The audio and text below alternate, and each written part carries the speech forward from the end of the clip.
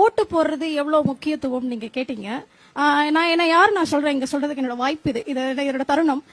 நான் ஜவ்வாது மலை பழங்குடியினர் பகுதியை சேர்ந்து கல்லூரியில படிக்க வரேன். ஒரு பின்தாங்கிய வகுப்பு நிலை இருந்து இன்னைக்கு நான் ஒரு பட்டதாரியா படிக்க வர காரணம் ஓட்டு. ஏன்னா யார் அரசு என்னென்ன செய்யறாங்களோ அந்த சலுகையில நான் படிக்க வரேன். என் தந்தை பெரும்பாலும் ஒரு கூத்து வாத்தியார் என்பதால நாடகம் ஆடுவாரு. அவருக்கு பெரிதா அந்த ஓட்டு பத்தி எல்லாம் பெருசா புரிதல் இல்ல. கண்ணா இன்னைக்கு ஓட்டு போடுறேன்டா சொல்லி ஓட்டு போட்டு வந்தவரு.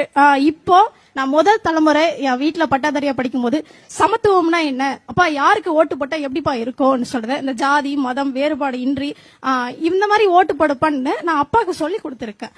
இந்த வருஷம் நான் ஃபர்ஸ்ட் டைம் ஓட்டு போட போறேன். என்னோட கருத்து எப்படின்னா, சமத்துவத்தையும் மதம் வேறுபாடு இல்லாத, பார்ப்பனர் ஆதிக்கம் இல்லாத யார் ஒருவர் கொள்கையை பேசுறாங்களோ அவங்களுக்கு நான் உண்மையா ஓட்டு அளிப்பேன். இதுதான் என்னோட முதல் ஓட்டா இருக்கும். நன்றி.